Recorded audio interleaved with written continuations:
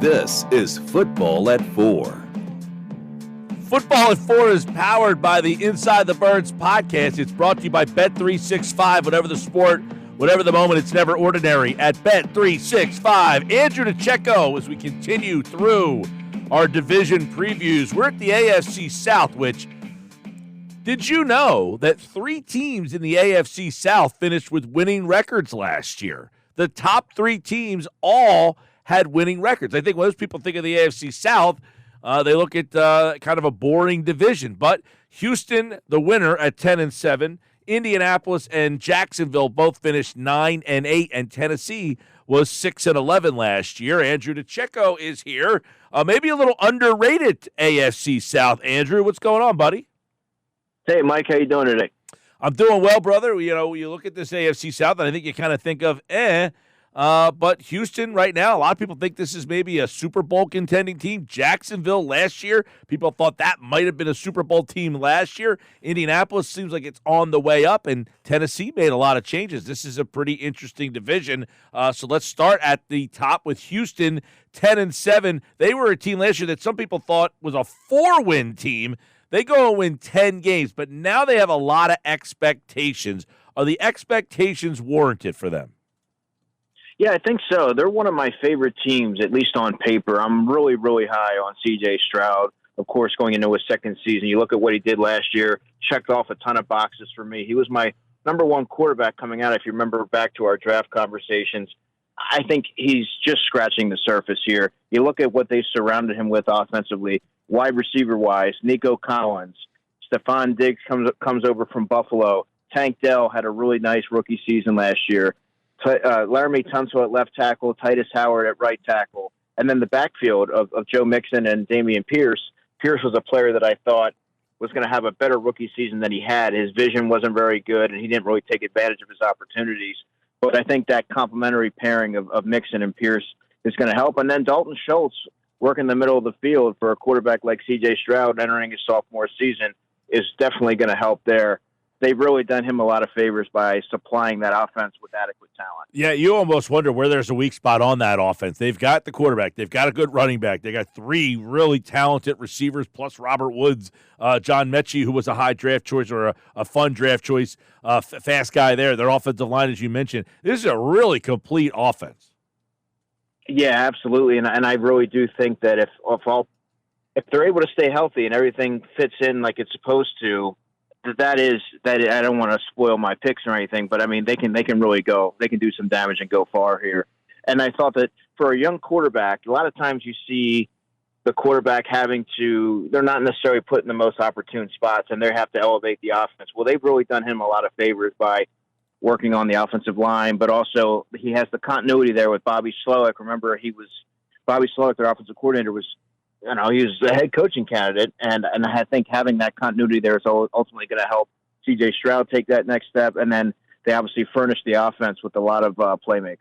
Andrew, on defense, this is a team that we just looked at the completeness of their offense. Where does their defense sit in terms of helping them get to a Super Bowl, which seems like where a lot of people think this team could go?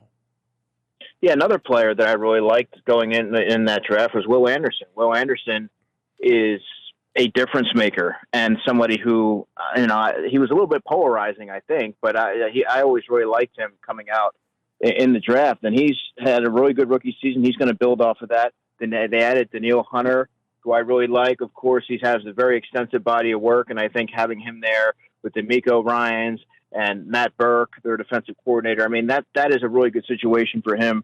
And then defensively, in the backfield, I would say Derek Stingley is someone he's had some injuries, but I think that he's a super talented player. He's got to be able to stay on the field and available. And Jalen Petrie, their safety, is a rangy center fielder.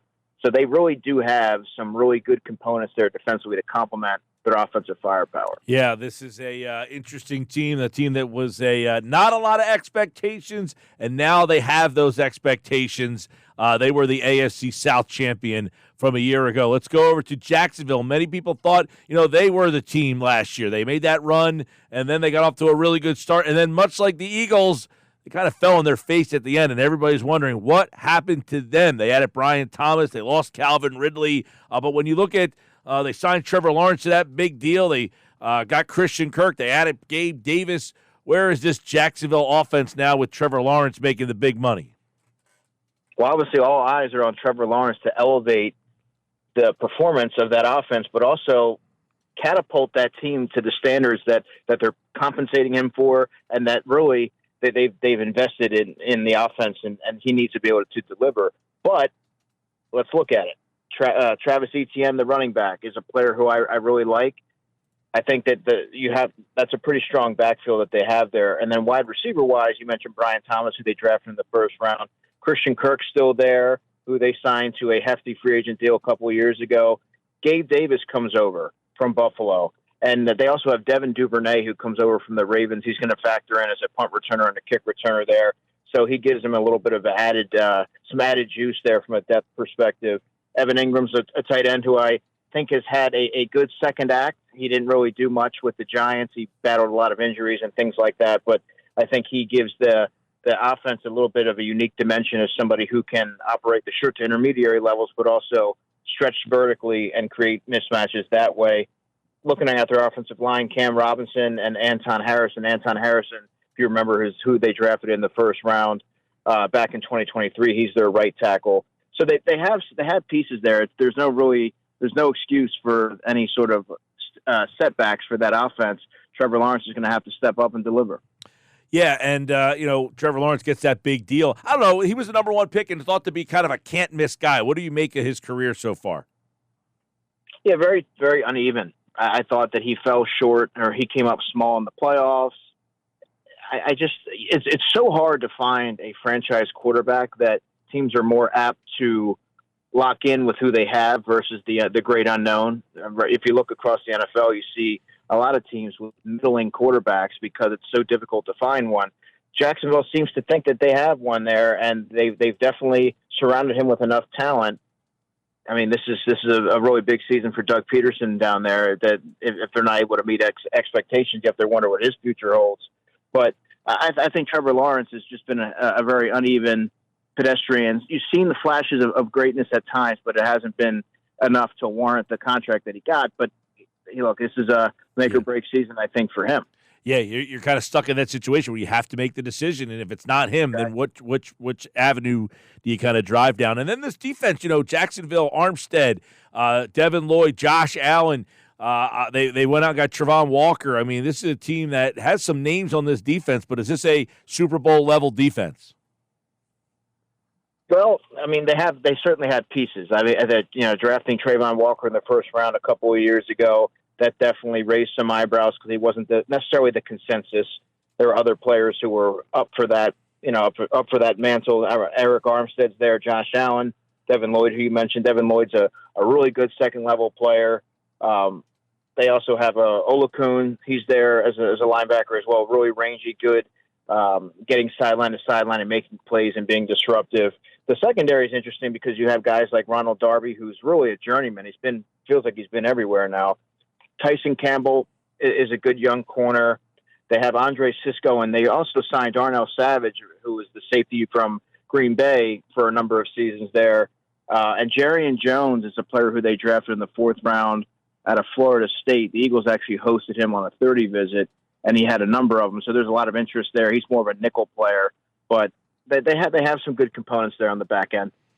Jacksonville, much like Philadelphia, very disappointing at the end of the year. We'll see if Doug Peterson, if they don't make the playoffs again, would he be a guy that possibly is on the hot seat in Jacksonville. Let's go to Indianapolis. Shane Steichen's crew, the former Eagles offensive coordinator, last year, 9 wins without his quarterback. Now he has Anthony Richardson back. They brought Joe Flacco in, by the way. Jonathan Taylor, one of the best running backs in the league. Michael Pittman.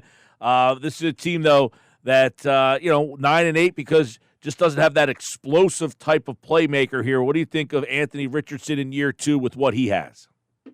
Well, he's explosive, and he has a big arm, but you're right. They don't have you look at their receivers. Michael Pittman is more of a possession guy, a contested catch receiver. A.D. Mitchell, who they drafted, can provide some of those elements, but largely they don't have those home run hitters. Jonathan Taylor, who you mentioned at running back, is a very solid player, and when healthy and all things are firing on all cylinders, he's one of the best running backs in the NFL. There's no disputing that.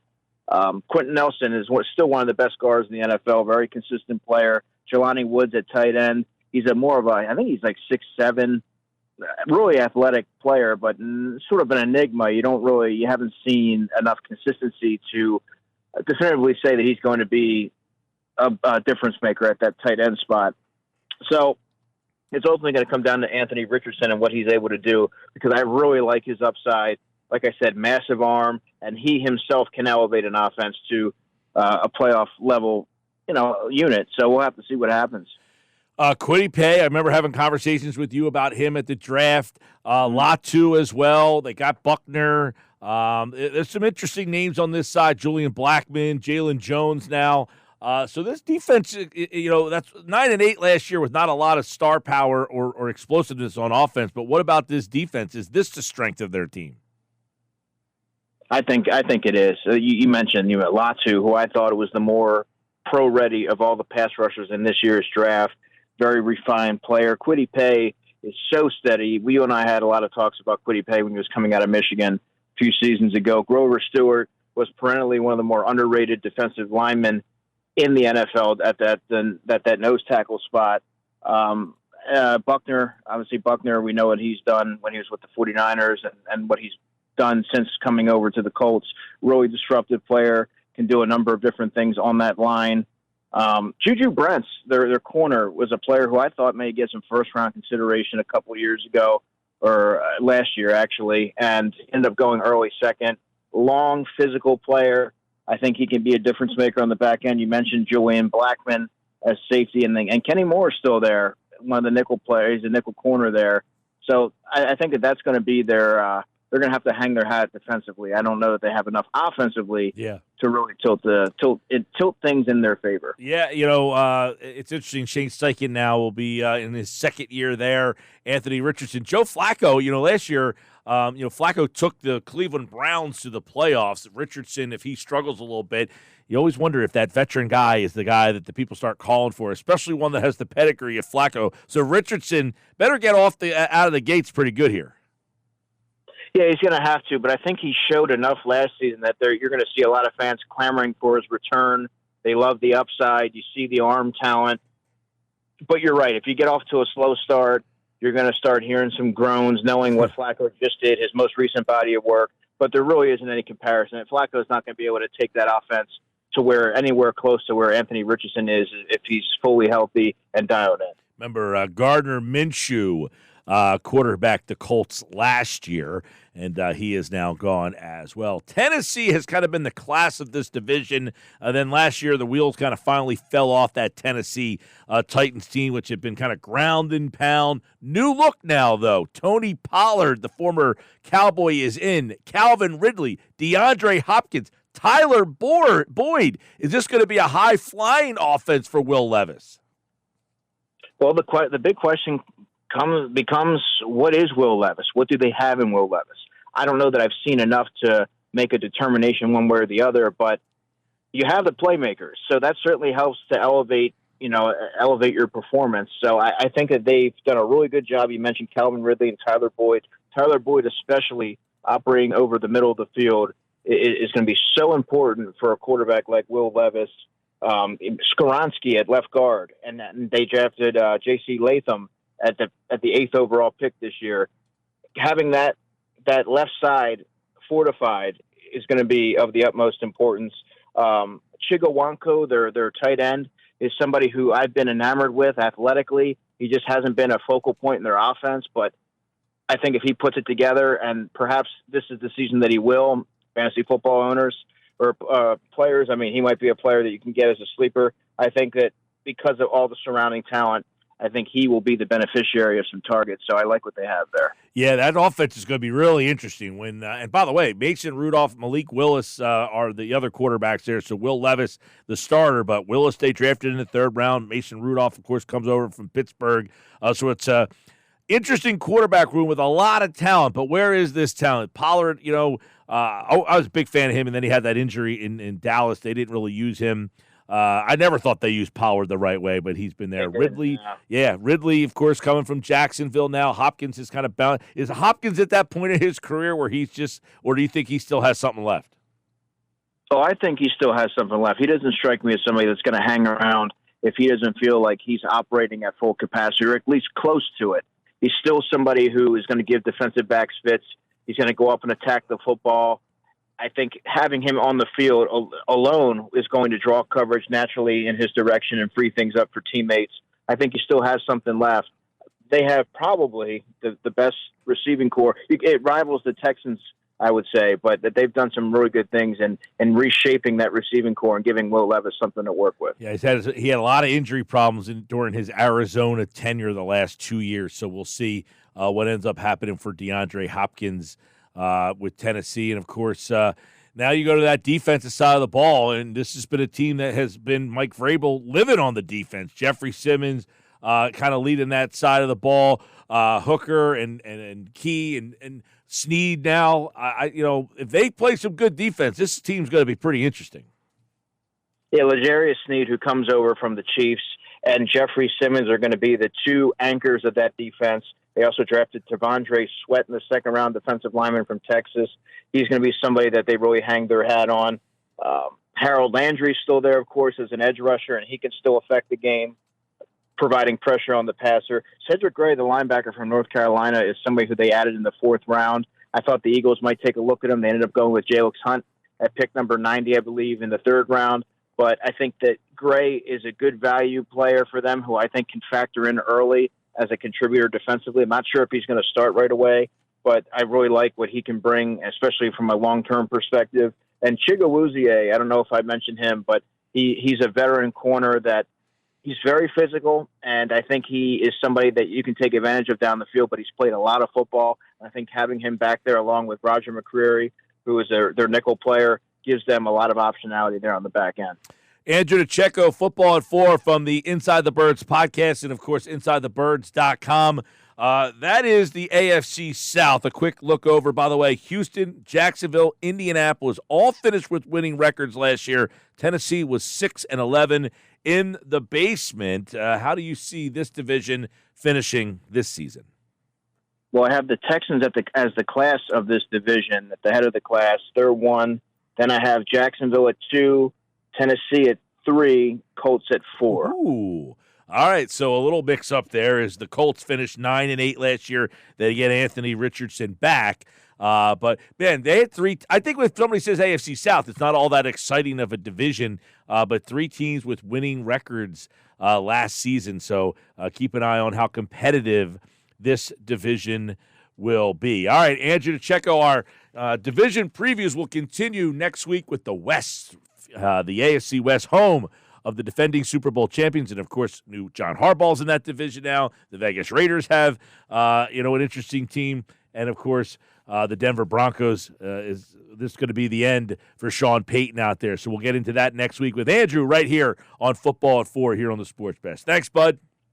Have a good one. Yeah, man, hearing him break these down kind of gets me ready for training camp as we are inside a month to training camp. But, when I was doing the research for the AFC South today, I said, did you know 3 teams finished with a winning record in the AFC South? Does that seem like a division that has 3 teams with winning records in it? Doesn't strike me as that, but 3 teams had a winning record last year.